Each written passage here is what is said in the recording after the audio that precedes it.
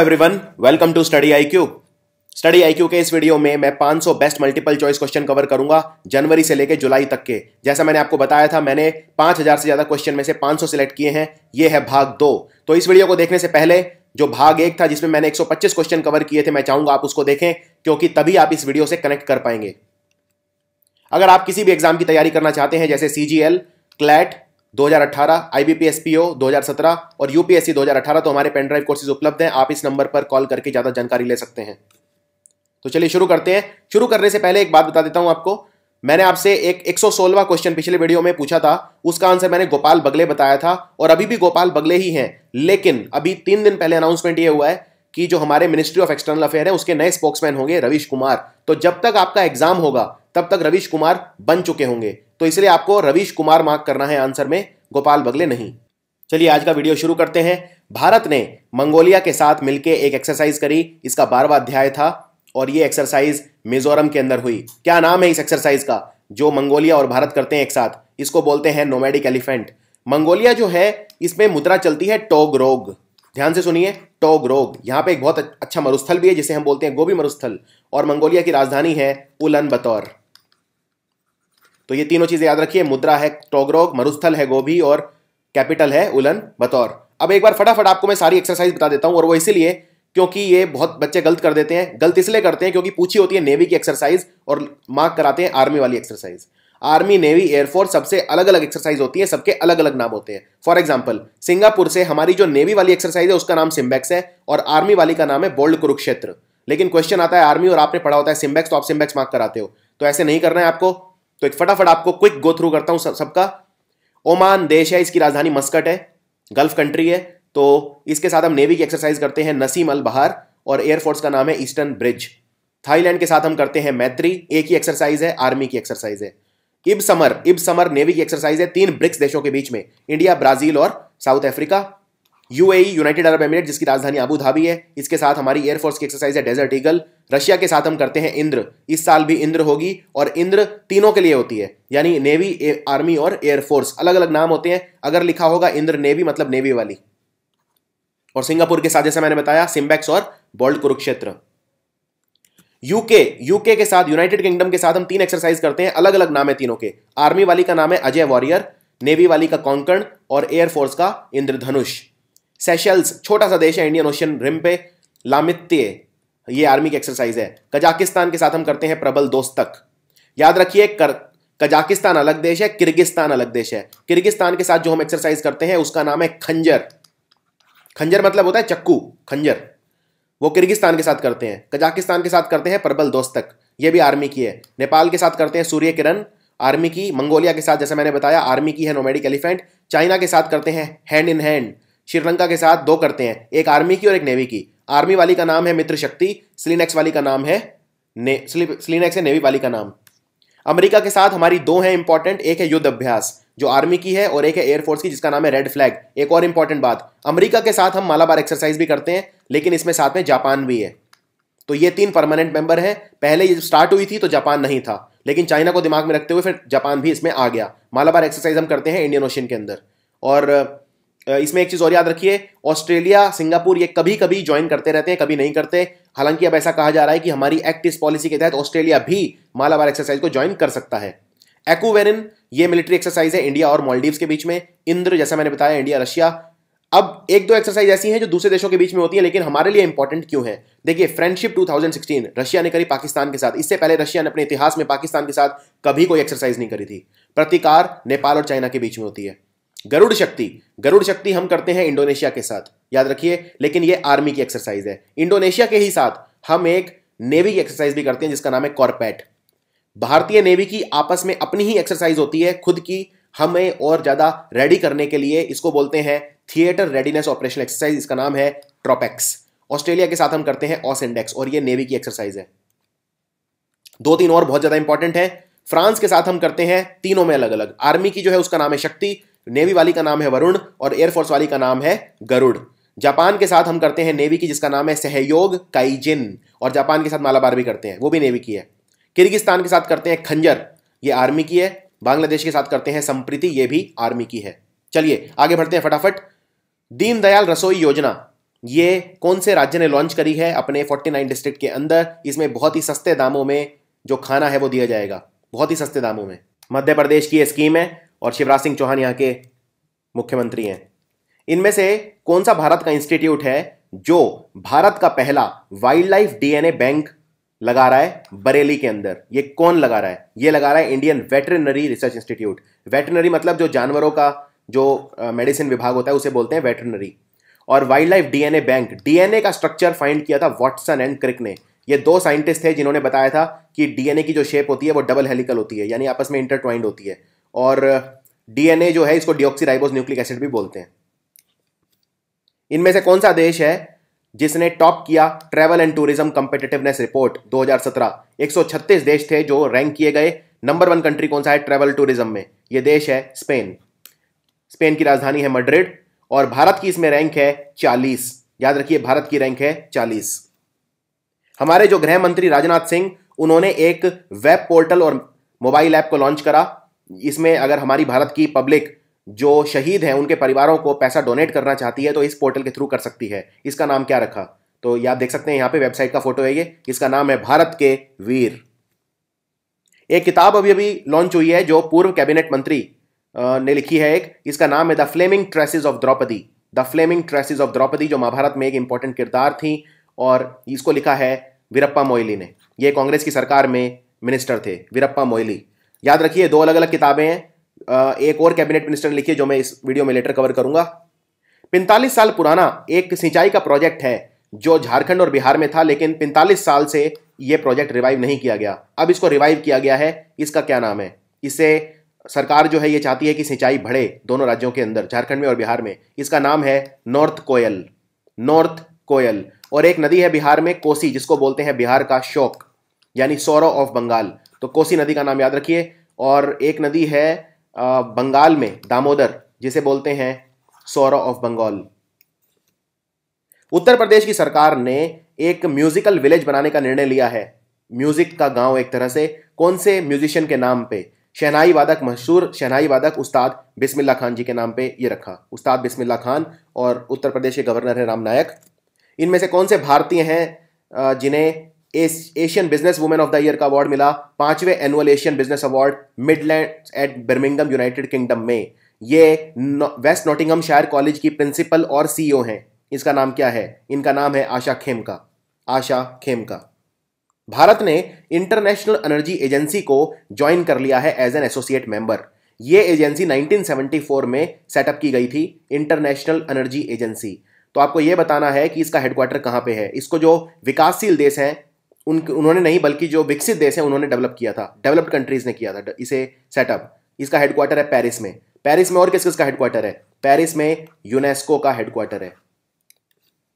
और भारत किस किस का हिस्सा है? इन सब का हिस्सा है। बिम्स्टेक, यानी जो बे ऑफ बंगाल इनिशिएटिव है, बंगाल की खाड़ी के आसपास जो देश है बिम्स्टेक, उसका हिस्सा है। मैककोंग गंगा कोऑपरेशन, इसका हिस्सा है। ब्रिक्स का हिस्सा है ही। ब्रिक्स में 5 देश आते हैं, ब्राजील, रशिया, इंडिया, चाइना और साउथ अफ्रीका। G20 का हिस्सा है। G20 में क्या 20 देश हैं? नहीं, G20 में है 19 कंट्री प्लस यूरोपियन यूनियन। तो कंट्रीज बहुत ज्यादा हैं। इंडियन ओशियन रिम एसोसिएशन का हिस्सा है। सार्क में 8 देश हैं, इसका हिस्सा है। कॉमनवेल्थ का हिस्सा है। शंघाई कोऑपरेशन ऑर्गेनाइजेशन का हिस्सा भारत अभी बना है, 2016 में डिक्लेयर हुआ है। और पहले 2015 में डिक्लेयर हुए थे। 2 कंट्री पाकिस्तान और इंडिया दोनों हिस्सा बने हैं एक ही साथ। और Bharat Asia Pacific economic cooperation का हिस्सा भी है। इनमें से नासा की कौन सी अंतरिक्ष वैज्ञानिक हैं जिन्होंने नया रिकॉर्ड बनाया है? अंतरिक्ष में इन्होंने सबसे ज्यादा बार वॉक किया, अंतरिक्ष के अंदर वॉक किया। इनका नाम है पैगी विटसन। इन्होंने किसका रिकॉर्ड तोड़ा? भारतीय मूल की सुनीता विलियम्स का। पैगी विटसन की हो गई है अब 8 दौड़, 8 बार चली हैं ये, और सुनीता विलियम्स 7 टाइम्स। तो यहां पे ये वही लिखा है। टोटल अगर टाइम पूछें उसमें भी इन्हीं का रिकॉर्ड है, पैगी विटसन का। पैगी विटसन टोटल कितनी चली अंतरिक्ष में? 53 घंटे। इनमें से कौन से राज्य की सरकार है, कौन सा राज्य है जिन्होंने 22वां एशियन एथलेटिक्स चैंपियनशिप होस्ट किया है? ये अभी अभी खत्म हुआ है, बहुत ही ज्यादा इंपॉर्टेंट है आपके एग्जाम के लिए।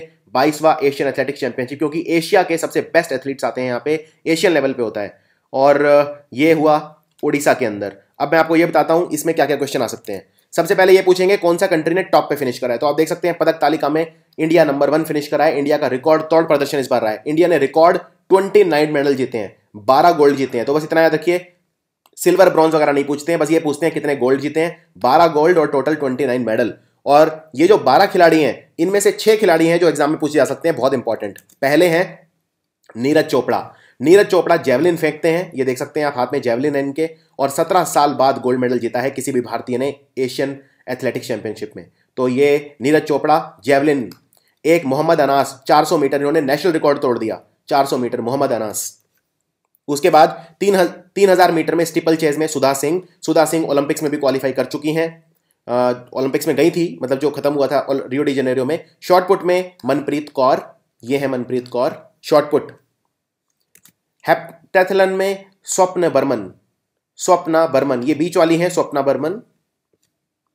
और एक और खिलाड़ी जो एग्जाम में 100% आएंगे क्योंकि 2 गोल्ड मेडल जीते हैं, 5000 मीटर में भी मैराथन रेस और 10,000 में भी। इनका नाम है गोविंदन लक्ष्मणन, यहां आप इनको देख सकते हैं, गोविंदन लक्ष्मणन। 1500 मीटर में जीता अजय सरोज ने। 400 मीटर के अंदर निर्मला श्योरन, इन्होंने भी गोल्ड जीता। तो ये सारे खिलाड़ी याद रखिए। अगला सवाल, भारत की क्या रैंक है prevalence of anaemia in women of reproductive age में? यानी कि अनीमिया होता है जब आपके अंदर हीमोग्लोबिन की कमी हो जाती है, और हीमोग्लोबिन जो होता है पूरी बॉडी में ऑक्सीजन को फैलाता है। तो अगर अनीमिया आपके पास हो जाएगा तो हीमोग्लोबिन की कमी से आपको सांस चढ़ जाएगा, सांस नहीं आएगा, आपके खून में ऑक्सीजन की कमी हो जाएगी और कुछ भी हो सकता है। तो आपको यह बताना है कि भारत की क्या रैंक है इसमें दुनिया में। भारत बहुत पीछे है, भारत 170 है, 170 भारत की रैंक है 185 कंट्रीज में, जो अनीमिया वुमेन के अंदर होता है, रिप्रोडक्टिव एज की वुमेन में। इनमें से कौन सी इंटरनेट प्रोवाइडर कंपनी है जिसने भारत में पहली कंपनी बनी जिसने 1 Gbps का इंटरनेट स्पीड लॉन्च करा, 1 Gbps? इस कंपनी का नाम है ACT फाइबरनेट। इनमें से कौन से राज्य की सरकार है जिन्होंने एक बिल पास करा जिससे अगर गाय का कोई वध करता है तो गौ हत्या जो होगी उसमें 7 साल की जेल थी पहले मैक्सिमम, अब आजीवन उम्र कैद कर दिया है बढ़ा के। ये बिल पास कर दिया है गुजरात की सरकार ने। तो गुजरात के जो मुख्यमंत्री हैं वो है विजय रूपानी, और गुजरात के गवर्नर कौन है? ओपी कोहली सिर्फ गुजरात के गवर्नर नहीं है, मध्य प्रदेश के गवर्नर भी हैं, और यानी कि 2 राज्यों के गवर्नर है। अब मैं आपको बताता हूं भारत के ऐसे 6 गवर्नर जो 2 राज्यों के हैं जो एग्जाम में जरूर आएंगे। ओपी कोहली मध्य प्रदेश और गुजरात के हैं, सी विद्यासागर राव तमिलनाडु और महाराष्ट्र दोनों के गवर्नर हैं, केसरीनाथ त्रिपाठी आजकल काफी बिजी चल रहे हैं, नीतीश कुमार ने इस्तीफा दिया जब से दोबारा सरकार बनाई है। तो बिहार में पहले रामनाथ कोविंद थे जो भारत के प्रेसिडेंट बन गए, और बंगाल ई नरसिम्हा, आंध्र प्रदेश और तेलंगाना भारत का 29वां राज्य है सबसे नया। बनवारी लाल पुरोहित हैं असम और मेघालय के, और पद्मनाभा आचार्य हैं अरुणाचल और नागालैंड के। तो ये सारे भारत के गवर्नर हैं जो एक नहीं बल्कि 2 राज्यों का भार संभाल रहे हैं, और गवर्नर जहां पे रहता है उसको बोलते हैं राजभवन। इनमें से CBEC का चेयरमैन कौन बना है? Central Board of Indirect Taxes and Custom बोलते थे, अभी से बोलते हैं Central Board of Excise and Custom, नाम पलट दिया। CBEC के नए चेयरमैन कौन है? वनजा एंड सरना। और CBDT के Sushil Chandra, direct tax, income tax direct tax है तो वो CBDT हो गया, और जो GST के चक्कर में बहुत न्यूज में रहा CBEC, तो CBEC के चेयरमैन है वनजा सरना। भारत ने न्यू डेवलपमेंट बैंक कहां का है? ब्रिक्स बैंक को बोलते हैं न्यू डेवलपमेंट बैंक, जो 5 देशों ने मिलकर बनाया है। इसमें सबसे ज्यादा हिस्सा है चाइना का, दूसरे नंबर पे रशिया और इंडिया का बराबर है, तो इसको बोलते हैं न्यू डेवलपमेंट बैंक। और इसके जो प्रेसिडेंट है वो भी भारतीय हैं, उनका नाम है KV कामत, ये हैं इस बैंक के प्रेसिडेंट। और ये बैंक हमें कितना लोन दे रहा है? $350 मिलियन। इस बैंक का हेडक्वार्टर शंघाई में है, चाइना में, बीजिंग में नहीं है, याद रखिए। बीजिंग में हेडक्वार्टर है एशियन इंफ्रास्ट्रक्चर इन्वेस्टमेंट बैंक का, AIIB का। 350 मिलियन हमें ये दे रहा है क्योंकि 1500 किलोमीटर की सड़कें बनेंगी। कौन से राज्य में बनेंगी? ये बनेंगी मध्य प्रदेश में। अब मैं आपको बताता हूं सबसे इंपॉर्टेंट लोन जो आपको याद रखने हैं। एशियन डेवलपमेंट बैंक भारत को दे रहा है $220 मिलियन का लोन। क्यों दे रहा है? राजस्थान में सड़कें बनाने के लिए। राजस्थान में बनेंगे स्टेट हाईवे, उनमें कनेक्टिविटी इंप्रूव होगी। राजस्थान में $220 मिलियन का लोन ADB दे रहा है, एशियन डेवलपमेंट बैंक, जिसका हेडक्वार्टर मनीला में है। ताकेहिको नकाओ प्रेसिडेंट है, और इसमें चौथा सबसे ज्यादा हमारा हिस्सा है। और टोटल लोन देगा ये 500 मिलियन, इसमें पहला हिस्सा दिया है 220 मिलियन का। तो एग्जाम में कोई भी आ सकता है, लेकिन मोटी बात ये, राजस्थान में सड़कें बनाने के लिए लोन कौन दे रहा है? Asian development bank. इस बैंक की एक बात और याद रखिए, इसी साल 50वीं मीटिंग हुई इसकी, 50 साल पूरे हो गए इस बैंक को। 4 से 7 मई को हुई थी इसकी 50वीं मीटिंग। 1966 में बना था ये। 67 ओनर हैं टोटल इसके अंदर। और इस बैंक के हिसाब से हमारी इकोनॉमिक ग्रोथ कितनी होगी? पिछले साल 7.1%, अभी जो साल चल रहा है इसमें 7.4%, और अगले फिस्कल में 7.6%। एशियन डेवलपमेंट बैंक हमें 275 मिलियन का लोन एक और दे रहा है मध्य प्रदेश के अंदर, जो अर्बन वाटर सप्लाई है, सैनिटेशन है, उसको इंप्रूव करने के लिए। इसके अलावा power grid corporation of India, जिसको बोलते हैं PGCIL, उसको $175 मिलियन का लोन भी ADB दे रहा है। इसके अलावा ADB हमें एक लोन और दे रहा है, 2 इनफैक्ट। सोलर प्लांट बन रहे हैं दो, एक बनसकंठ में बन रहा है 700 मेगावाट का, जबरदस्त बहुत बड़ा प्लांट है ये, और एक बन रहा है भदला राजस्थान में 2500 मेगावाट का सोलर प्लांट। इन दोनों के लिए भी लोन दे रहा है एडीबी। एडीबी एक और फाइनेंस कर रहा है उड़ीसा में जो integrated irrigated agriculture and water management investment programme है, यानी उड़ीसा में सिंचाई को बढ़ाने के लिए सरकार का जो प्रयास है उसके लिए भी एडीबी लोन दे रहा है हमें $157.5 मिलियन का। इसके अलावा एडीबी हमें जो भारत के 6 राज्यों में सोलर पावर प्रोजेक्ट हैं उनमें 390 मिलियन के बॉन्ड के थ्रू हमें हेल्प कर रहा है। वर्ल्ड बैंक भी हमें लोन दे रहा है। वर्ल्ड बैंक भारत जो आंध्र प्रदेश के अंदर उसके अंदर 240 मिलियन का लोन दे रहा है और 140 इसमें दे रहा है एआईबी। मैं रिपीट करता हूं, आंध्र प्रदेश के अंदर एक प्रोजेक्ट बन रहा है, ठीक है, उसमें 140 का लोन दे रहा है एआईबी और 240 का दे रहा है वर्ल्ड बैंक, यानी को फाइनेंस किया है। ये पहला प्रोजेक्ट है जिसको एआईआईबी ने को फाइनेंस किया है। दोनों मिलकर फाइनेंस कर रहे हैं 60:40 की रेशो में। क्लियर हो गया? और ये प्रोजेक्ट है कौन सा आंध्र प्रदेश का? ये बिजली का प्रोजेक्ट है। आंध्र प्रदेश में बिजली लाने के लिए ये आंध्र प्रदेश में तेलुगु देशम पार्टी की सरकार है, चंद्रबाबू नायडू मुख्यमंत्री है। पाकिस्तान मूल के यानी कौन पाकिस्तानी है जो अमेरिका में न्यूयॉर्क पुलिस डिपार्टमेंट जिसे बोलते हैं एनवाईपीडी की इमरजेंसी सर्विस यूनिट में पहला मुस्लिम बना, जिसने ज्वाइन किया है, पहला मुस्लिम रिक्रूट हुआ है और इसका नाम आपको बताना है। पाकिस्तान का है ये, इनका नाम है अली जावेद। कैबिनेट ने अभी अभी अप्रूव करा है रिवाइज्ड एयर सर्विस एग्रीमेंट। कौन कौन सी कंट्री के साथ हमने करा है रिवाइज्ड एयर सर्विस एग्रीमेंट? तो ये हमने करा है मलेशिया के साथ, सर्बिया के साथ और जॉर्जिया के साथ। मैं रिपीट करता हूं, मलेशिया, सर्बिया और जॉर्जिया। सर्बिया के एक इंपॉर्टेंट खिलाड़ी हैं नोवाक जोकोविच, टेनिस खेलते हैं, और मलेशिया की राजधानी है कुआलालंपुर, सर्बिया की राजधानी है बेलग्रेड।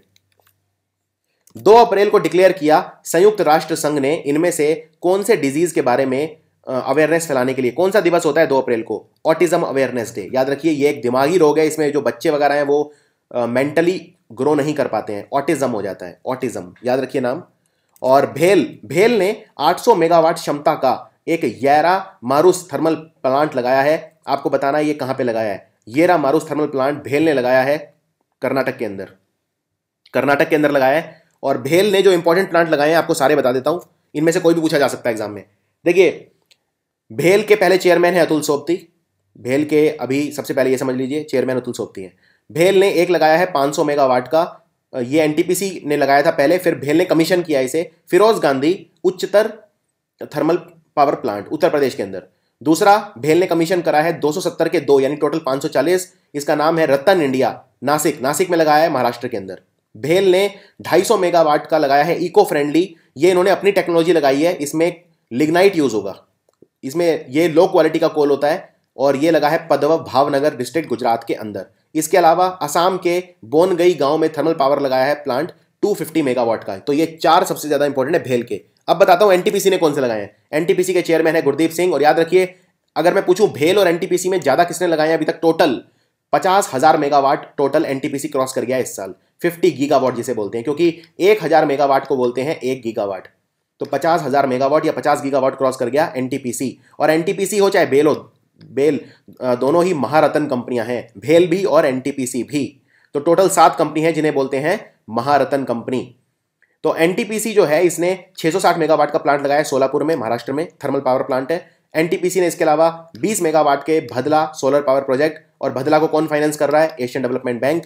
एनटीपीसी ने 117 मेगावाट कैपेसिटी का लगाया है मंदसौर में। मंदसौर अभी न्यूज में इसलिए भी आया था क्योंकि वहां पे जो हमारी पैरामिलिट्री फोर्स है उन्होंने किसानों को मार दिया था मंदसौर में, तो काफी वायलेंस हुआ था यहाँ पे। और एनटीपीसी ने एक लगाया है Mauda super thermal power plant 660 megawatt का महाराष्ट्र के अंदर। और 2 चीज और याद रखनी है, जो सबसे बड़ा सोलर पार्क था दुनिया में वो चाइना के अंदर था।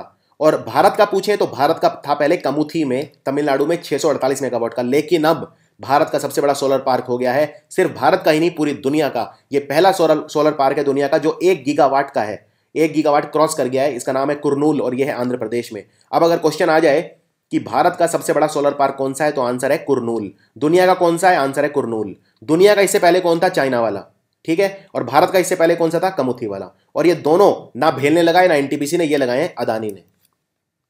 इसरो के पूर्व चेयरमैन कौन है जिन्हें पद्म विभूषण मिला था? अभी अभी इनका निधन हुआ है 3 दिन पहले। क्या नाम है इनका? ये हमारे जो आर्यभट्टा नाम की सैटेलाइट उड़ी थी उसमें इनका बहुत बड़ा हाथ था। इनका नाम है उडुपी रामचंद्र राव। इन्हें प्रणब मुखर्जी ने क्या दिया था? पद्म विभूषण। पद्म विभूषण हमारा दूसरा हाईएस्ट सिविलियन अवार्ड है, भारत रत्न के बाद पद्म विभूषण होता है, फिर पद्म भूषण, फिर पद्मश्री। ग्रीन रेल कॉरिडोर 2 बने हैं, एक बना है बाड़मेर से मुनाबा और दूसरा बना है पीपल से बिलाड़ा। ये कौन से रेलवे जोन के अंतर आते हैं? ये दोनों ये आते हैं नॉर्थ वेस्टर्न रेलवे जोन में। और भारत का सबसे पहला ग्रीन रेल कॉरिडोर कौन सा था? वो ये था 114 किलोमीटर का, रामेश्वरम से मनामदुरई, ये तमिलनाडु के अंदर है। ये है भारत का पहला green rail corridor. Green rail corridor का मतलब ये होता है कि जो भी आप जो लैट्रिन वगैरह जाते हैं ट्रेन में, वो सीधी पटरियों पे नहीं गिरेगी, वो बायो टॉयलेट यूज होंगे। बायो टॉयलेट के अंदर ये प्रोसेस की जाएगी, इसमें मीथेन प्रोड्यूस होगी, ये बात याद रखिए। और बिल्कुल एनवायरमेंट फ्रेंडली है, इको फ्रेंडली है।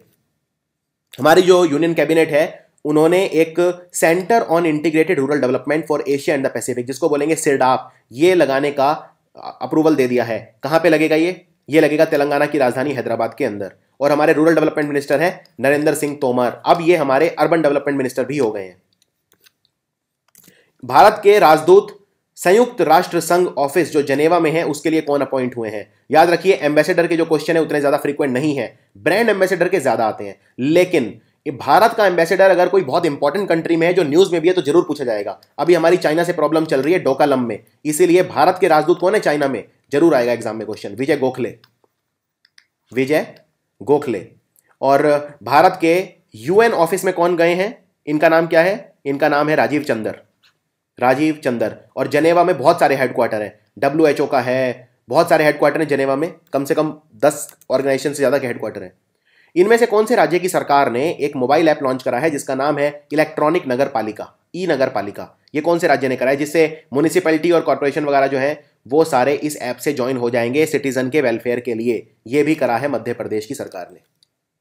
भारत की सबसे लंबी सुरंग ये छननी से जाएगी नशरी तक, जम्मू कश्मीर में। ये प्रधानमंत्री मोदी ने उद्घाटन किया। कौन से डिस्ट्रिक्ट में उद्घाटन किया?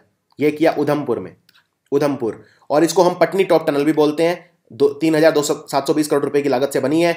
30 किलोमीटर डिस्टेंस कम कर दिया है जम्मू से लेकर श्रीनगर तक। पहले 41 किलोमीटर था, अब ये सुरंग बनने से हो गया है सिर्फ 9.2 किलोमीटर, तो लगभग 30 किलोमीटर कम कर दिया है। और ये भारत की सबसे लंबी सुरंग है।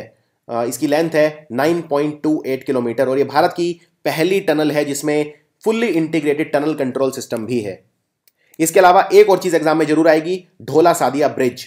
ढोला सादिया ब्रिज कहां से कहां तक है? ये असम में 2 जगह है, ढोला भी और सादिया भी, तिनसुकिया डिस्ट्रिक्ट के अंदर है। लेकिन जो इसमें सादिया है ये अरुणाचल के काफी पास है, तो एक तरह से ये असम और अरुणाचल को एक तरह से जोड़ रहा है। और ये भारत का सबसे लंबा पुल है।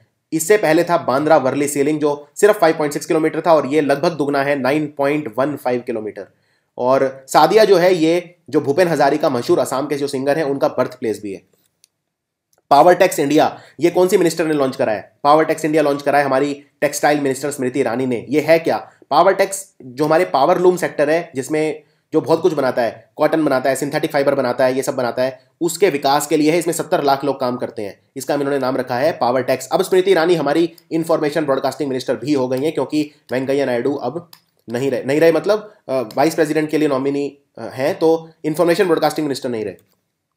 प्रेसिडेंट प्रणब मुखर्जी जो हैं इन्होंने फाइनेंस बिल को मंजूरी दे दी। इसमें जो कैश ट्रांजैक्शन है उस पर कितनी कैप लगाई गई है? ये अच्छा क्वेश्चन है। पहले 3 लाख बिल के अंदर प्रपोज था, लेकिन फिर इसको घटा के कर दिया गया 2 लाख। 2 लाख रुपए से ज्यादा कैश ट्रांजैक्शन नहीं हो सकती।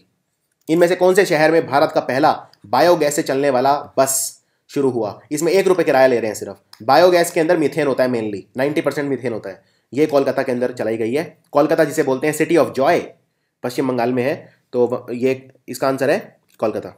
भारत की क्या रैंक है डोपिंग वायलेशन रिपोर्ट में? वर्ल्ड एंटी डोपिंग एजेंसी ने दी है ये 2015 के लिए। वर्ल्ड एंटी डोपिंग एजेंसी क्या करती है? ये चेक करती है कोई खिलाड़ी कोई प्रतिबंध दवाएं तो नहीं ले रहा अपना परफॉर्मेंस बढ़ाने के लिए। खिलाड़ी कई तरह के वो लेते हैं, एनाबॉलिक स्टेरॉइड लेते हैं, एराइथ्रोपोइटिन हार्मोन लेते हैं जिससे आरबीसी का नंबर बढ़ जाता है, जिससे ऑक्सीजन ज्यादा मिले, थके कम और उनका परफॉर्मेंस बढ़े। वर्ल्ड एंटी डोपिंग एजेंसी का हेडक्वार्टर है मॉन्ट्रियल में। मॉन्ट्रियल कहाँ है? कनाडा में। कनाडा के प्रधानमंत्री कौन है? Justin Trudeau. और भारत की क्या रैंक है इसके अंदर? भारत है 3रे नंबर पे। यानी ये अच्छी बात नहीं है, ये घटिया बात है। भारत 3रे नंबर पे दुनिया में सबसे ज्यादा चीटिंग करता है स्पोर्ट्स में।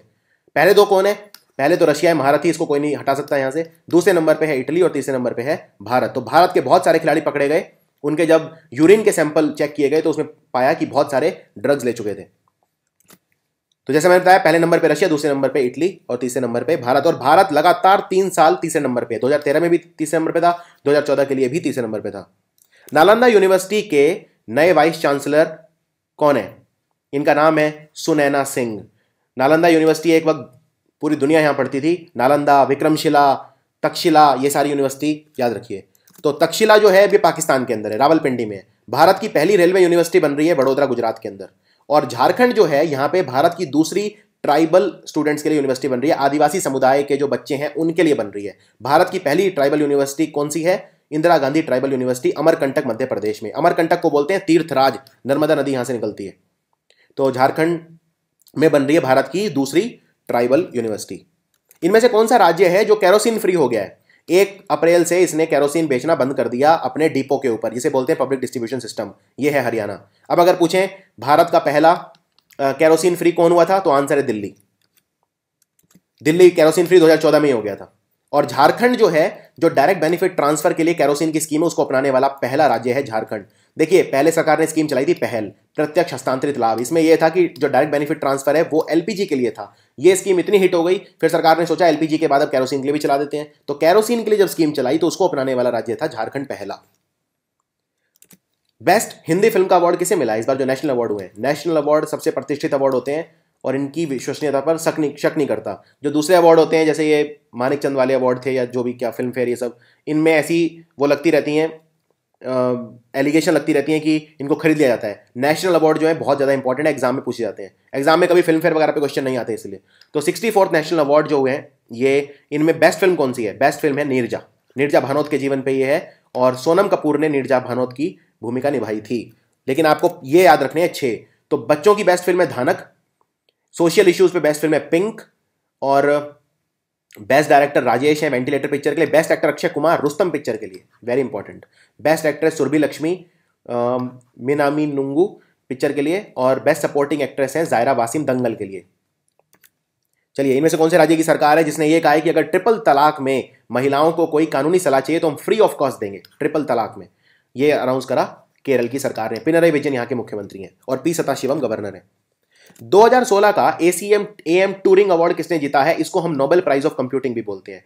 इन्होंने कंप्यूटिंग मशीनरी में शानदार काम किया, इसके लिए इन्हें मिला है ये अवार्ड। इनका नाम क्या है? इनका नाम है सर टिम बार्नर्स-ली, जिन्हें हम फादर ऑफ वेब भी बोलते हैं। और 3 अवार्ड याद रखिए नोबेल प्राइज इस बार जो मिले। देखिए नोबेल प्राइज जब 4-5 लोगों को एक साथ मिलता है तो वो जरूरत नहीं याद रखने की, नहीं आता एग्जाम में। अगर किसी एक बंदे को मिलता है तो वो जरूर आता है, किसी एक प्रतिष्ठित व्यक्ति को। तो नोबेल प्राइज फिजियोलॉजी या मेडिसिन के लिए मिला योशिनोरी ओशुमी को। दूसरा नोबेल प्राइज लिटरेचर के लिए मिला मशहूर सिंगर बॉब डायलन को। और जो नोबेल प्राइज शांति के लिए मिला वो मिला जुआन मैनुअल सेंटोस को। ये कोलंबिया के हैं और इन्होंने जो फार्क गुरिल्ला है उसके साथ शांति वार्ता करवाई थी, इसलिए इन्हें मिला है। बॉब डायलन जो है ये सिंगर है, पर इन्हें मिला अमेरिकन सॉन्ग्स लिखने के लिए, लिटरेचर के लिए। यंगेस्ट इंडियन वुमेन कौन बनी जिन्होंने मिग-29 फाइटर जेट उड़ाया? सिर्फ 21 साल की हैं ये, 21 साल की हैं। इनका नाम है आयशा अजीज। हरियाणा की सरकार ने यह कहा है कि अगर तीसरी आपको लड़की हो जाए, थर्ड गर्ल चाइल्ड, तो फिर हम आपको 21,000 रुपए देंगे। ये इसलिए करा है जिससे लोग बेटी को मरवाए ना। और जो फीमेल फीटिसाइड जो है हरियाणा में, क्योंकि सेक्स रेशो काफी पुअर है, इसलिए किया है। तो इस स्कीम का नाम क्या है? इसका नाम है आपकी बेटी हमारी बेटी। इनमें से यूनेस्को गिलर्मो कानो वर्ल्ड प्रेस फ्रीडम प्राइज किसे मिला? ये एक्सेप्शनल जर्नलिज्म के लिए दिया जाता है, यानी बहुत ही बहादुरी के लिए। वो पत्रकार जो बहुत बहादुरी दिखाता है उसके लिए, ये जेल में भी रहे। इनका नाम है दाविद इस्साक। इनमें से कौन सा बैडमिंटन खिलाड़ी है जिसने इंडियन ओपन सुपर सीरीज जीत ली? इस साल इन्होंने एक ये बड़ा टूर्नामेंट जीता है, इनका नाम है पीवी सिंधु। अभी अभी इन्हें स्पोर्ट्समैन ऑफ द ईयर भी अवार्ड मिला है, Maruti Suzuki sportsman of the year, PV Sindhu को। सो इंडिया ओपन, और इन्होंने फाइनल में किसे हराया? दुनिया की नंबर 1 खिलाड़ी और Olympic gold medallist Carolina Marin को। कैरोलिना मारिन कहां की है? स्पेन की है। और एक और पूछ सकते हैं आपसे कि मलेशिया सुपर सीरीज किसने जीती इस साल? वो जीती ताई जू इंग ने। ये वुमेन्स की बात हो रही है, वुमेन्स सिंगल्स की बात हो रही है। और एक खिलाड़ी और आपसे पूछ सकते हैं, अदिति अशोक, गोल्फ। अदिति अशोक का संबंध कौन से खेल से है? गोल्फ से। चलिए, गुजरात की पहली वुमेन आईपीएस ऑफिसर, क्या नाम है इनका? गुजरात की पहली, इनका नाम है गीता जौहरी। गीता जौहरी।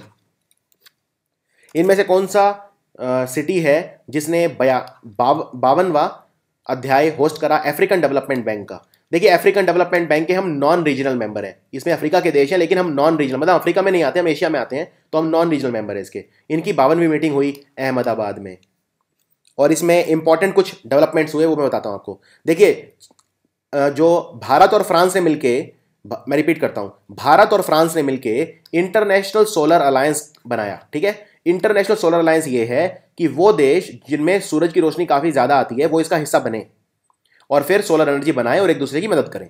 इसमें 30 कंट्री ऑफिशियली ज्वाइन कर चुके हैं। वैसे तो बहुत देश हैं इसमें, सबने कह रखा है हम भी करेंगे करेंगे, लेकिन अल्टीमेटली ज्वाइन करा है सिर्फ 30 ने। अब ये जो अफ्रीकन डेवलपमेंट बैंक की जो मीटिंग हुई, इसमें 4 देशों ने ज्वाइन कर लिया, जिबूटी, आइवरी कोस्ट, सोमालिया और घाना। तो कितने हो गए मेंबर? 34। और अभी अभी ज्वाइन करा है ऑस्ट्रेलिया ने, तो कितने मेंबर हो गए? 35। यानी अगर क्वेश्चन आ जाए कि अभी अभी 35वां देश कौन सा बना इंटरनेशनल सोलर अलायंस को ज्वाइन करने वाला, तो आंसर है ऑस्ट्रेलिया। ठीक है, तो टोटल मेंबर, ऑफिशियली मेंबर कितने हैं जिन्होंने असल में कागज साइन करके ज्वाइन करा है? 35। और 4 देश कौन से थे अफ्रीका के जिन्होंने ज्वाइन करा है? जिबूटी, ये हॉर्न ऑफ अफ्रीका का कंट्री है जिबूटी। जिबूटी की राजधानी जिबूटी सिटी है। आइवरी कोस्ट की राजधानी है अबिडजान, जिसे कॉट डिवोर बोलते हैं। सोमालिया की है मोगादिशु और घाना की है अक्रा। अब आपसे मैं अगर ये पूछूं, चलिए आपके लिए पहला सवाल आज का, जिबूटी में चलिए मैंने बता ही दिया ये तो, खैर जिबूटी में चाइना ने अपना मिलिट्री वो बनाया है एक बेस, तो बस ये याद रखिए। बाकी मैं क्वेश्चन जरूर पूछूंगा इस वीडियो के दौरान। पृथिका याशिनी, ये भारत की पहली ट्रांसजेंडर पुलिस ऑफिसर, ये कौन से राज्य में अपॉइंट की गई? ये सब इंस्पेक्टर बनी है, ट्रांसजेंडर, विपरीत लिंग व्यवहार उत्सुक, ये है तमिलनाडु की। नोबेल प्राइज मिला हुआ है मलाला यूसुफजाई को। तो मलाला यूसुफजाई जो है ये यंगेस्ट पर्सन बनी, कौन से देश की पार्लियामेंट में इन्होंने स्पीच दी? ऐसा करने वाली ये, इस देश की पार्लियामेंट में स्पीच देने वाली यंगेस्ट पर्सन बनी है, ये है कनाडा, इसकी राजधानी है ओटावा। मॉन्ट्रियल है इस देश में, जिसका में हेडक्वार्टर है वर्ल्ड एंटी डोपिंग एजेंसी का, प्रधानमंत्री है जस्टिन ट्रूडियो। इनकी एक किताब भी है, उसका नाम है आई एम मलाला।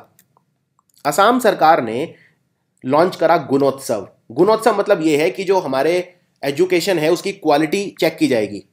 गुणोत्सव ये 8 डिस्ट्रिक्ट्स के अंदर असम ने लॉन्च करा है, लेकिन गुणोत्सव को लॉन्च करने वाला पहला भारत का राज्य कौन सा था? गुणोत्सव सबसे पहले लॉन्च हुआ था गुजरात के अंदर। वर्ल्ड हेल्थ डे मनाया गया धूमधाम से। इस बार ये बताइए, वर्ल्ड हेल्थ डे जो है इसमें जो अवेयरनेस फैलाई, डिप्रेशन के बारे में फैलाई, किस दिन हमने मनाया? ये हमने मनाया 7 अप्रैल को। इकुतो तारो काकेहाशी, इनका निधन हो गया। इन्होंने कौन सा मशहूर इलेक्ट्रॉनिक म्यूजिकल इंस्ट्रूमेंट बनाया था? ये उसके मैन्युफैक्चरर थे। क्या नाम है इसका? फोटो भी देख सकते हैं, इस पे नाम भी लिखा है रोलैंड। भारत के रिसर्चर कौन है जॉन हॉपकिंस यूनिवर्सिटी में, जिन्होंने दुनिया का पहला 5 डायमेंशनल अल्ट्रासाउंड सिस्टम बनाया है जिससे कैंसर आसानी से डिटेक्ट किया जा सकता है? इनका क्या नाम है? इनका नाम है निशिकांत देशमुख। इनमें से कौन सी कंपनी है जिन्होंने एक नया एग्रीमेंट करा है जिसका नाम है पैक्स? इसके हिसाब से जो यूजर्स हैं वो पेटेंटेड प्रॉपर्टी, इसके मेंबर पेटेंटेड प्रॉपर्टी को फ्री में यूज कर सकते हैं। इसका नाम इन्होंने रखा है PAX पैक्स। ये किया है गूगल ने। और गूगल का एक प्रोजेक्ट भी है जिसका नाम है प्रोजेक्ट लून, जिसमें गांव वगैरह में बैलून की मदद से इंटरनेट पहुंचाया जाएगा। और गूगल ने टाई अप रेलवे के साथ भी किया हुआ है फ्री वाईफाई देने के लिए। इनमें से कौन से राज्य की सरकार ने एक स्कीम लॉन्च करी है जिसका नाम है PTG डाकिया योजना? 70,000 फैमिली जो हैं आदिवासी समुदाय की, उनको 35 किलोग्राम फ्री चावल दिया जाएगा हर महीने। तो ये कौन से राज्य ने करा है? ये करा है झारखंड ने। झारखंड के मुख्यमंत्री हैं रघुबर दास, और ये रघुबर दास जो हैं ये यहाँ के पहले गैर आदिवासी समुदाय के मुख्यमंत्री हैं, यानी नॉन ट्राइबल। और यहाँ के गवर्नर है द्रौपदी मुर्मू। इनमें से भारत के एक रिसर्चर हैं, इन्होंने 37 साल रिसर्च करा और बनाया रिसुग। ये परिवार नियोजन के लिए है, ये एक तरह का कॉन्ट्रासेप्टिव है। रिसुग, इसकी फुल फॉर्म है reversible inhibition of sperm under guidance. क्या नाम है इन साइंटिस्ट का जिन्होंने 37 साल की इनकी तपस्या का प्रोडक्ट है रिसुग? ये है सुजॉय गुहा, फेमस साइंटिस्ट सुजॉय गुहा। भारत का कौन सा इंस्टीट्यूट है जो नंबर 1 है रैंकिंग्स में? कौन सी रैंकिंग? क्या QS रैंकिंग की बात हो रही है कि नेशनल रैंकिंग की बात हो रही है? बात हो रही है नेशनल रैंकिंग की, QS की बात नहीं हो रही। तो नेशनल रैंकिंग में नंबर 1 कौन सा है? IISc Bengaluru, Indian institute of science Bengaluru. लेकिन अगर QS रैंकिंग की बात करें तो नंबर 1 है IIT दिल्ली। इन रैंकिंग्स में भारत में IIT बॉम्बे और फिर है बेंगलुरु, IISc बेंगलुरु। तो इसमें ये 3 ही इंस्टीट्यूट हैं जो 200 के अंदर आए हैं। वर्ल्ड टॉप 100 में हमारे ये 3 कॉलेज हैं, और भारत में पहला इनके हिसाब से है दिल्ली, IIT, फिर बॉम्बे, फिर बेंगलुरु। ये है QS रैंकिंग, तो दोनों में कंफ्यूज नहीं होना है। पद्म विभूषण जीत चुकी क्लासिकल वोकलिस्ट, क्लासिकल सिंगर, शास्त्रीय संगीत की माहिर, इनका क्या नाम है? जयपुर घराने की थी, इनका नाम है किशोरी अमोंकर। इनमें से भारत के कौन से क्रिकेट खिलाड़ी हैं जिन्हें एक दिन के लिए CEO बनाया गल्फ ऑयल इंडिया ने? एक दिन के लिए अपना CEO, ये एक पब्लिसिटी स्टंट है बेसिकली। इनका नाम है महेंद्र सिंह धोनी। ये भारतीय आर्मी के चीफ जो हैं बिपिन रावत, इन्हें ऑनररी जनरल की उपाधि कौन से देश की आर्मी ने दी है? ऑनररी जनरल ये दी है नेपाल ने दी है इन्हें। और नेपाल की प्रेसिडेंट पूछते हैं क्योंकि ये पहली प्रेसिडेंट है इनके इतिहास में जो महिला है, विद्या देवी भंडारी। कोलकाता से खुलना तक ये पैसेंजर ट्रेन है, इसको हरी झंडी दिखाई बांग्लादेश की प्रधानमंत्री शेख हसीना जब भारत आई थी तब। क्या नाम है इस ट्रेन का जो कोलकाता से खुलना तक चलती है, यानी इंडिया बांग्लादेश को कनेक्ट करती है? इसका नाम है मैत्री एक्सप्रेस। मैत्री एक्सप्रेस द्वितीय।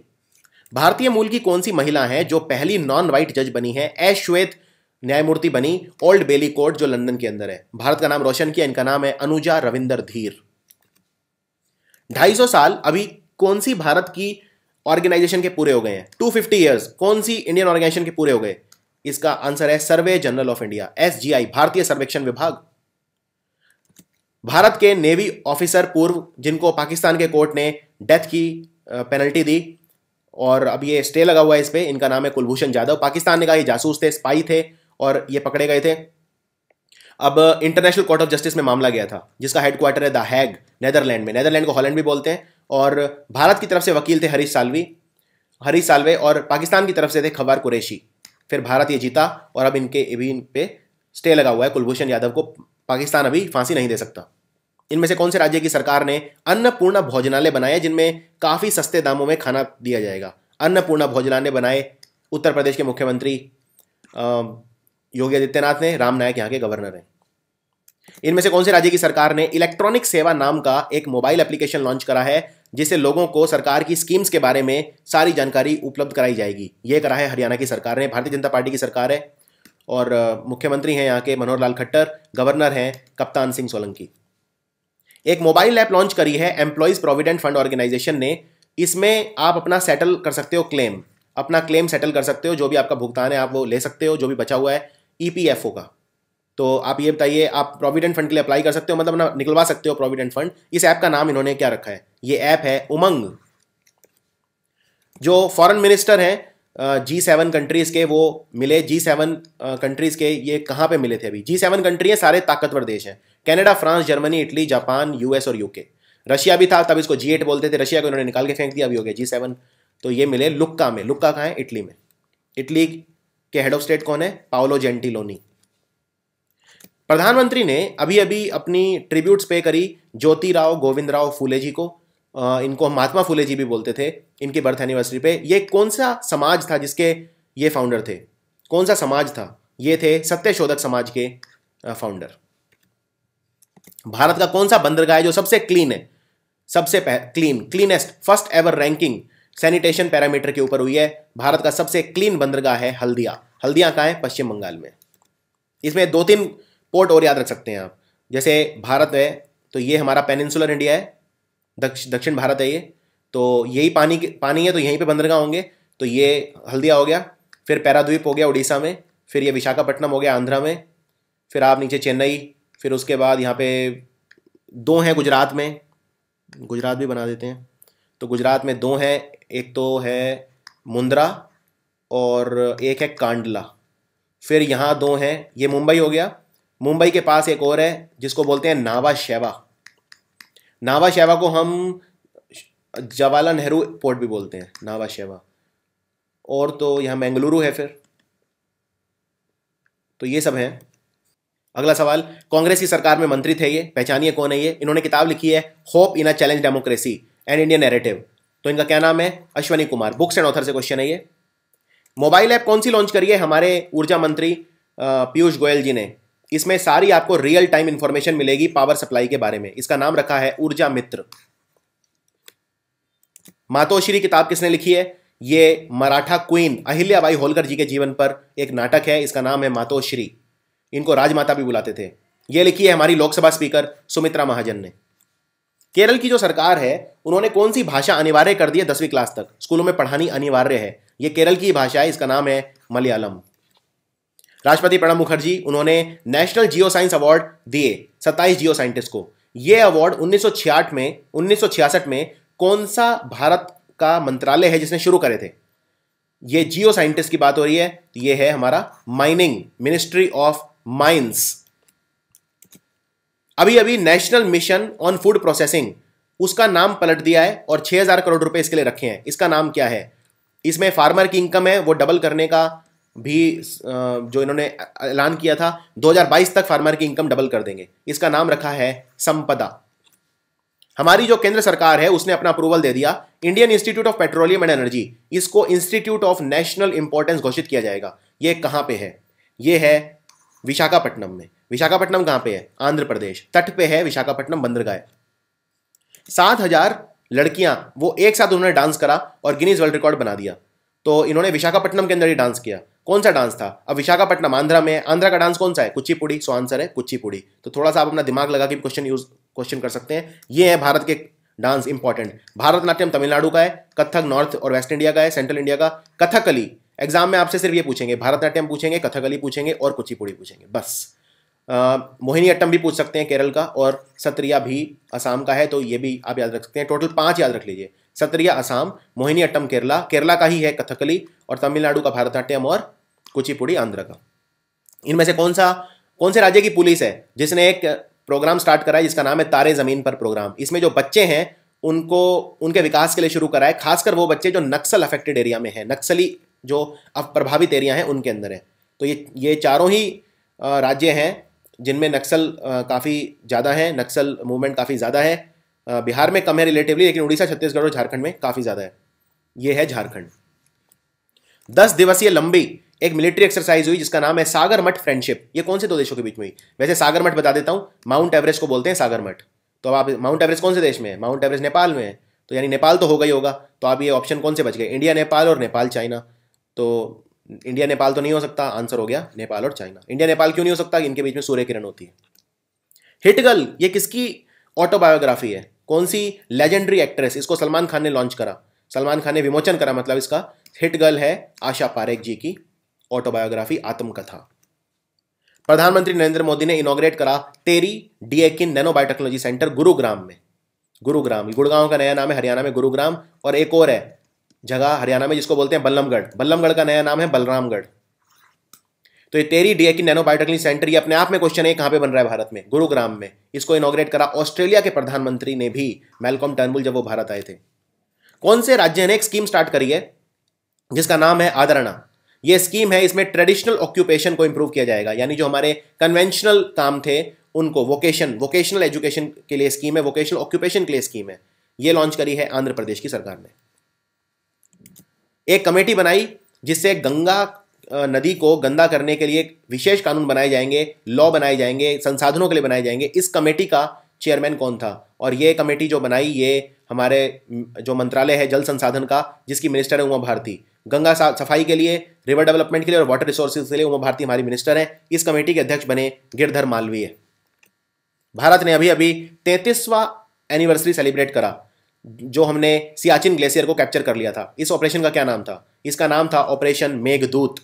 ऑपरेशन मेघदूत। और ये सियाचिन ग्लेशियर है, ये सियाचिन हमने इसलिए बनाया हुआ है क्योंकि ये पाकिस्तान ऑक्यूपाइड कश्मीर है, ये जो ग्रीन में है, और ये चाइना ऑक्यूपाइड अक्साई चीन है, ये डिस्प्यूटेड एरिया है। तो अगर सियाचिन मिल गया तो ये दोनों ज्वाइन हो जाएंगे आपस में, यानी पाकिस्तान और चाइना वाला दोनों ज्वाइन हो जाएंगे, इसलिए सियाचिन हमारे लिए बहुत इंपॉर्टेंट है। एशिया का सबसे बड़ा टूलिप गार्डन, इसमें 20 लाख टूलिप हैं, ये कहां पे ओपन हुआ है अभी? टूलिप कहां होते हैं भारत में? तो आंसर आसान है, जम्मू कश्मीर में होते हैं। और जम्मू कश्मीर मैंने आपको बताया था हेमिस नेशनल पार्क भी यहाँ है, और इसके अलावा doctor Salim Ali national park भी यहाँ है। हेमिस और सलीम अली नेशनल पार्क। और सलीम अली बर्ड सेंचुरी कहां पे है? गोवा में। Punjab, building the land of 5 river, Punjab 5 नदियों का राज्य है। ये किताब किसने लिखी है अभी? ये लिखी है अर्जुन गाइंड ने, अर्जुन गाइंड। और 5 नदियां कौन सी हैं? झेलम, चेनाब, रावी, ब्यास और सतलुज। इनमें सबसे लंबी कौन सी है? चेनाब। संकेन ये 3 दिवसीय पानी का त्योहार है, ये कौन से राज्य ने मनाया? संकेन नाम है इसका, ये मनाया अरुणाचल ने। ऑपरेशन दुर्गा, ये कौन से राज्य ने स्कीम लॉन्च करी है महिलाओं की सेफ्टी के लिए? ऑपरेशन दुर्गा लॉन्च करा हरियाणा ने, हरियाणा सरकार ने लॉन्च करा ऑपरेशन दुर्गा। वर्ल्ड बैंक ने कितना लोन दिया है? भारत का पहला वाटरवे प्रोजेक्ट बनेगा। कहां पे बनेगा? नेशनल वाटरवे 1, हल्दिया से वाराणसी, यानी गंगा नदी के ऊपर बनेगा, क्योंकि वाराणसी में भी गंगा नदी और हल्दिया में भी गंगा नदी है। तो आपको याद होगा गंगा नदी निकलती है उत्तरकाशी से, फिर ये कई सारे स्टेट्स को क्रॉस करती है और फाइनली 2 हिस्सों में बढ़ जाती है। ठीक है, एक बांग्लादेश में जाता है, वहां इसको क्या बोलते हैं बांग्लादेश में? पद्मा। पद्मा में ये ब्रह्मपुत्रा से मिल जाती है, और बांग्लादेश में ही मिलती है ब्रह्मपुत्रा से। उसको बोलते हैं जमुना। जमुना कौन सी नदी का नाम है? यमुना का नहीं है, जमुना नाम है ब्रह्मपुत्र नदी का बांग्लादेश में। तो पद्मा और जमुना आपस में मिलकर बनाती है मेघना। और ये दूसरा पार्ट है, ये हुगली नदी में चला जाता है, गंगा का। ये इसको बोलते हैं फरक्का बैरेज, ये एशिया का सबसे बड़ा बैरेज है। तो हल्दिया से वाराणसी तक ये नेशनल वाटरवे 1 है। कितना लोन दे रहा है वर्ल्ड बैंक इसके लिए? $375 मिलियन। कुक नाम का चक्रवात कौन से देश में आया? साइक्लोन कुक कौन से देश में आया? ये आया न्यूजीलैंड के अंदर।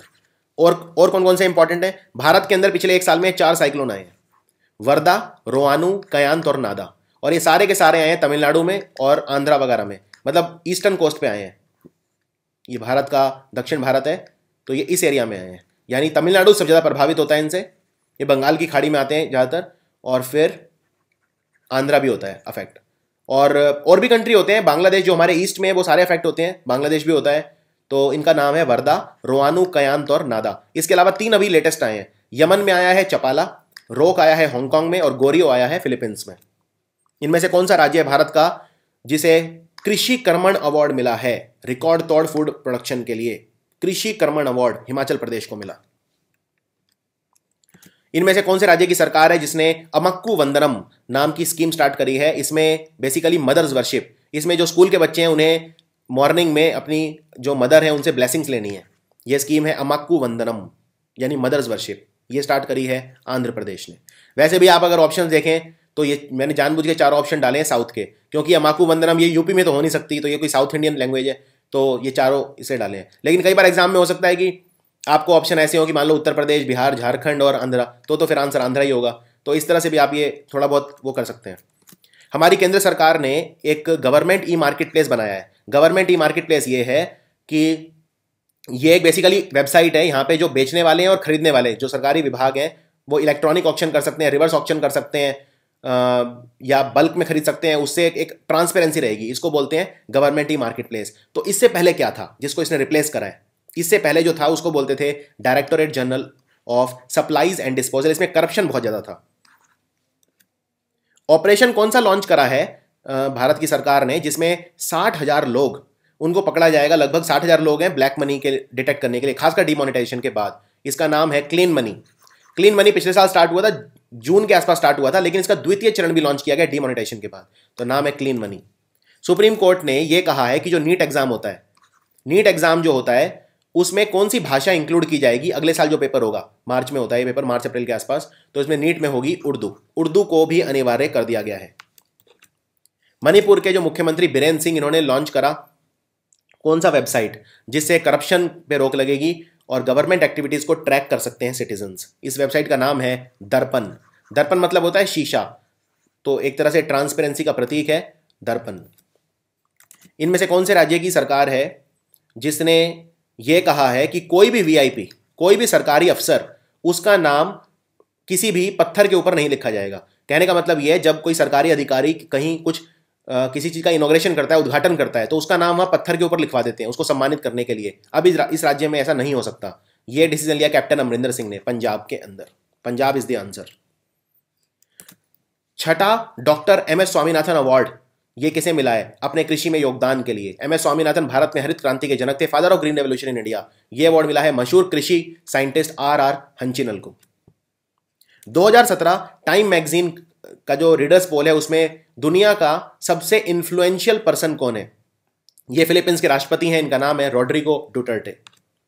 इसरो ने इनमें से कौन सी कंपनी के साथ मिलकर बना रहा है low cost lithium ion battery हमारी गाड़ियों के लिए? Low cost lithium ion battery, क्योंकि जो इलेक्ट्रिक कार होती हैं जो बिजली से चलती हैं बहुत महंगी हैं, तो इसलिए इनको कोई खरीदता नहीं है।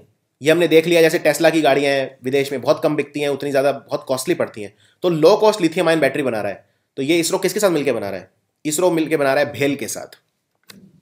International day for monument and site, world heritage day भी कहते हैं, ये कब मनाया जाता है? ये मनाया जाता है 18 अप्रैल को। भारत में कितने वर्ल्ड हेरिटेज साइट हैं? 36। पहले थे 35, अब अहमदाबाद शहर भी जुड़ गया है, तो आंसर है 36। और अहमदाबाद शहर एशिया में दूसरा शहर है जिसे वर्ल्ड हेरिटेज साइट डिक्लेयर कर दिया गया है। अहमदाबाद का नाम है पुराना कर्नावती, इसे अहमद शाह ने बनाया था। और बस आप इतना याद रखिए। अगर पूछें पूरी दुनिया में सबसे ज्यादा वर्ल्ड हेरिटेज साइट्स कहां पे हैं, तो आंसर है इटली में। इटली में 53 है, दूसरे नंबर पे चाइना में है 52। उत्तर प्रदेश ने उत्तर प्रदेश की सरकार ने निर्णय लिया है, इनमें से कौन से राज्य का एयरपोर्ट है उसका नाम पलट के अब हो जाएगा पंडित दीनदयाल उपाध्याय एयरपोर्ट। ये है आगरा का एयरपोर्ट, अब इसका नाम हो जाएगा पंडित दीनदयाल उपाध्याय जी के नाम पर। भारत ने इनमें से कौन से कंट्री के साथ एक एमओयू साइन करा है शिप बिल्डिंग में? ये आपस में कोऑपरेट करेंगे, आपसी सहयोग करेंगे जो जहाज है उनको बनाने में। ये काफ़ी इंपॉर्टेंट है। ये किया हमने दक्षिण कोरिया के साथ। दक्षिण कोरिया के जो इस वक्त प्रेसिडेंट हैं वो है मून जाए इन। इससे पहले थी पार्क गुन हाई जिन्हें हटा दिया था। मून जाए इन। दक्षिण कोरिया की राजधानी क्या है? सियोल है। मुद्रा कौन सी चलती है? वन। दक्षिण कोरिया और नॉर्थ कोरिया में जमीन और आसमान का फर्क है। नॉर्थ कोरिया जो है इसकी मुद्रा भी वन है, WN, और इसकी राजधानी है प्योनयांग। वर्ल्ड हीमोफीलिया डे कब मनाया जाता है? वर्ल्ड हीमोफीलिया डे अभी मनाया गया 17 अप्रैल को। तो ये एक ब्लड डिसऑर्डर है, ये जेनेटिकली लिंक डिसऑर्डर भी है। ये इसमें हीमोफीलिया में एक बार अगर ब्लीडिंग होनी स्टार्ट हो जाए तो फिर वो रुकती नहीं है। तो ये जो हमारा फैक्टर 8 होता है, 13 क्लॉटिंग फैक्टर होते हैं, फैक्टर 8 की डेफिशिएंसी से होता है हीमोफीलिया A, और एक होता है हीमोफीलिया B जो फैक्टर 9 जिसको क्रिसमस फैक्टर बोलते हैं उसकी डेफिशिएंसी से होता है। महाराष्ट्र का कौन सा गांव है जो भारत का पहला गांव बना है किताबों का? इसको हम बोलते हैं पुस्तकांचे गांव, यानी पुस्तकों का गांव। तो ये गांव कौन सा है? ये गांव है पंचगनी। भारतीय एयरफोर्स ने एक ऑपरेशन चलाया है बम्बी बकेट। ये बम्बी बकेट कहां पे जंगल में जो आग लग जाती है उनको बुझाने के लिए बनाया है। ये जंगली आग कौन सी? ये है माउंट आबू की। माउंट आबू जो है इसमें सबसे ऊंची चोटी है गुरु शिखर। ये अरावली की पहाड़ियां हैं राजस्थान में। इनमें से कौन से राज्य की सरकार है जिन्होंने एक बुक बैंक बनाया है? बुक बैंक ये है कि जिसको भी गरीब बच्चा है, कोई उसे किताबें नहीं मिल रही तो वो बुक बैंक का इस्तेमाल कर सकता है। बुक बैंक बनाने का निर्णय लिया पंजाब की सरकार ने। कौन से महान एक्टर हैं जिन्हें मिला है Raj Kapoor lifetime achievement award Maharashtra की सरकार द्वारा? लाइफ टाइम अचीवमेंट अवार्ड अपने सिनेमा में योगदान के लिए ये मिला सायरा बानो को। सायरा बानो ये दिलीप कुमार जी की पत्नी है, सायरा बानो। शंभवी पुरस्कार 2017 किसे मिला है? समाज में बदलाव के लिए, सामाजिक उत्थान के लिए, जो सोशल वर्क है वो करने के लिए ये मिला है हरिशंकर राउत को शंभवी पुरस्कार। कौन से राज्य ने ये डिसाइड करा है कि जो सर्कस में काम करने वाले जोकर वगैरह होते हैं, जो आर्टिस्ट होते हैं, उन्हें पेंशन दिया करेंगे? ये कौन से राज्य की सरकार ने डिसाइड करा है? ये डिसीजन लिया केरल की सरकार ने। अभी अभी जो हमारे रेल मंत्री हैं सुरेश प्रभु, उन्होंने हरी झंडी दिखाई। ये विशाखापट्टनम से अराकू वैली हिल स्टेशन तक ट्रेन चलेगी। इस ट्रेन की खास बात यह है कि ये पारदर्शी इसमें कोचेज हैं। पारदर्शी कोचेज है, मतलब बाहर से भी लोग अंदर देख सकते हैं। सी थ्रू कोच है। इसका नाम क्या रखा है सी थ्रू कोच का? इनको बोलेंगे विस्ताडोम। विस्ताडोम। और जो रेलवे है, क्या ये फायदे में चल रहा है कि नुकसान में? तो पिछले साल 33,000 करोड़ का नुकसान हुआ है रेलवेज को। तो बहुत बुरी हालत है रेलवेज की। दुनिया के सबसे बूढ़े व्यक्ति, और ये 19वीं शताब्दी में पैदा हुए थे, तो इनका क्या नाम है? इनका नाम है एमा मोरानो। इनका निधन अभी अभी हो गया। Global analysis and assessment of the sanitation and drink, मतलब WHO के हिसाब से दुनिया में ऐसे कितने लोग रहते हैं जो दूषित पानी पीते हैं? कितने लोग हैं दुनिया में ऐसे? वर्ल्ड हेल्थ ऑर्गेनाइजेशन के हिसाब से दुनिया में 200 करोड़ लोग दूषित पानी पीते हैं। लगभग 760 करोड़ दुनिया की जनसंख्या है पूरी दुनिया की, उसमें से 2 बिलियन 200 करोड़ पीते हैं दूषित पानी। इनमें से कौन से राज्य ने अंबेडकर स्मृति वनम, मतलब जो अंबेडकर जी थे उनका एक 125 फुट लंबा स्टैचू बनेगा? ये कहाँ पे बन रहा है? ये 125 फुट लंबा, और नाम है अंबेडकर स्मृति वनम। ये बन रहा है आंध्र प्रदेश के अंदर। इनमें से कौन से राज्य की सरकार ने 1 मई 2017 से इस राज्य में पॉलीथीन या प्लास्टिक कैरी बैग्स को बैन कर दिया? यह डिसीजन लिया मध्य प्रदेश की सरकार ने। इनमें से कौन सा देश है जिसने अपने पार्लियामेंट्री सिस्टम को प्रेसिडेंशियल सिस्टम में कन्वर्ट कर दिया? और इस देश के राष्ट्रपति हैं एर्डोगान। तो अब इस देश में सबसे पावरफुल व्यक्ति हो गए एर्डोगान। रेफरेंडम हुआ था। ये देश है टर्की। टर्की की राजधानी है अंकारा, और इस देश में एक इंपॉर्टेंट शहर है इस्तांबुल। हिंदुस्तान पेट्रोलियम, ये राजस्थान की सरकार के साथ मिलकर 43,000 करोड़ रुपए का रिफाइनरी लगाया इन्होंने, जिससे भारत स्टेज 6 फ्यूल प्रोड्यूस किया जा सकेगा। कहां पे लगाया है? ये इन्होंने लगाया बाड़मेर में। बाड़मेर।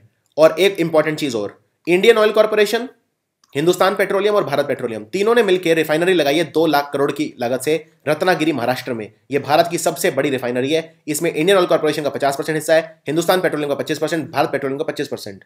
और इंडियन ऑयल कॉर्पोरेशन भारत की सबसे प्रॉफिटेबल सरकारी कंपनी है। माओइस्ट लीडर नारायण सन्याल, इनका निधन हो गया। ये कौन से राज्य से थे? नारायण सन्याल, ये थे पश्चिम बंगाल से। वैसे भी सरनेम देख के आप समझ सकते हैं। चलिए अब एक और सवाल। अभी अभी एक हमारी बहुत ही लेजेंडरी एक्ट्रेस, उनका निधन हो गया। उनका पीछे का नाम भी था सन्याल, और आनंद फिल्म में उन्होंने राजेश खन्ना के ऑपोजिट काम किया था। क्या नाम है उनका? सन्याल है उनका सरनेम। पहला नाम लिख के बताइए। ये आपके लिए एकमात्र सवाल आज का। चाइना ने अरुणाचल प्रदेश के कितने शहर हैं जिनके नाम पलट दिए हैं, अपने खुद के नाम रख दिए, ये दिखाने के लिए कि अरुणाचल प्रदेश चाइना का हिस्सा है। तो ये चाइना ने हरकत करी है, ये 6 जगह के नाम पलट दिए। इनकी पुरानी आदत है। पहले तो अरुणाचल प्रदेश को ये साउथ तिब्बत बोलते थे। अरुणाचल प्रदेश के अंदर तवांग डिस्प्यूटेड एरिया है। इनमें से किसको यूनेस्को ने दिया है फेलिक्स हाउफाउट बॉइगनी पीस प्राइज?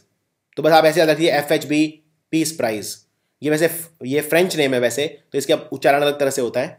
ये किसको दिया है? ये दिया है जिउसेपिना निकोलिनी को। हमारे कानून मंत्री रविशंकर प्रसाद, इन्होंने इनमें से किस चीज का उद्घाटन किया है? ये सारे लॉ के रिलेटेड इनिशिएटिव्स हैं। तो आंसर है ऑल ऑफ दीज। न्याय मित्र, फ्री लीगल सर्विस और टेले लॉ सर्विस। प्रधानमंत्री नरेंद्र मोदी ने उद्घाटन करा 3300 मेगावाट क्षमता का कोराडी थर्मल पावर प्लांट। ये कहां पे है? कोराडी थर्मल पावर प्लांट कहां है? ये है महाराष्ट्र के अंदर। और मैंने आपको जो सारे पावर प्लांट बताए थे, NTPC वाले और भेल वाले, वो सारे याद रखिए। इनमें से कौन सा शहर है जो दुनिया का पहला वर्ल्ड ओशियन फेस्टिवल जिसने होस्ट किया? वर्ल्ड ओशियन फेस्टिवल ये होस्ट किया न्यूयॉर्क ने। जलयुक्त शिविर, ये कौन से राज्य का स्कीम है? जलयुक्त शिविर ये पूरे भारत में मोदी जी अप्लाई करना चाहते हैं, जिससे हम अकाल से निपट सके, ड्रॉट से निपट सके, पानी की कमी से निपट सके। जलयुक्त शिविर स्कीम है महाराष्ट्र सरकार की। कौन से राज्य में भारत के मारुता नाम का ये बे ऑफ बंगाल में डिप्रेशन आया? ये एक तरह का, अभी स्टॉर्म है, उतना बड़ा नहीं हुआ ये मारुता। ये है उड़ीसा के अंदर। This is important question. NASA ने अप्रूव करा एक प्रोजेक्ट जिसमें फ्यूचर ESA मिशन होगा जुपिटर और उसके मून्स का 2022 में। इस प्रोजेक्ट का नाम क्या है? इस प्रोजेक्ट का नाम है जूस। और जुपिटर के लिए जो इनका शटल है वो ना, उसका नाम है जूनो, JUNO, जूनो। ये इनका ESA मिशन टू जुपिटर, उसके लिए जो प्रोजेक्ट है उसका नाम है juice, JUICE। Chinese language day ये 20 अप्रैल को मनाया गया। ये कब पहली बार स्टार्ट हुआ था? ये स्टार्ट हुआ था 2010 में। देखिए चाइनीज लैंग्वेज को बोलते क्या है? मैंडेरिन। अगर मैं पूछूं दुनिया में सबसे ज्यादा बोले जाने वाली भाषा कौन सी है, तो आंसर है चाइनीज या मैंडेरिन। अब संयुक्त राष्ट्र संघ की ऑफिशियल लैंग्वेज कितनी है? 6। कौन कौन सी? Arabic, Chinese, English, French, Spanish और रशियन। इन सब के डे ये होते हैं। ये सारे याद रखने हैं आपको। 18 दिसंबर को होता है UN Arabic language day. Chinese के लिए 20 अप्रैल, इंग्लिश के लिए 23 अप्रैल, फ्रेंच के लिए 20 मार्च, रशियन के लिए 6 जून और स्पेनिश के लिए 12 अक्टूबर। ये सारे नाम याद रखिए। तो ये था दूसरा वीडियो। इसमें मैंने एक ही सवाल पूछा था आपसे, उसका कमेंट्स में लिख के आप आंसर बता सकते हैं। और तीसरा भाग आज शाम तक आ जाएगा। तो टोटल 4 वीडियो में बनाऊंगा। मैंने कहा था आपको 2 पूरे हो गए हैं अब। तो आई होप आप ये कवरेज एंजॉय कर रहे होंगे। ये है best current affairs of last 6 months. Thanks for watching.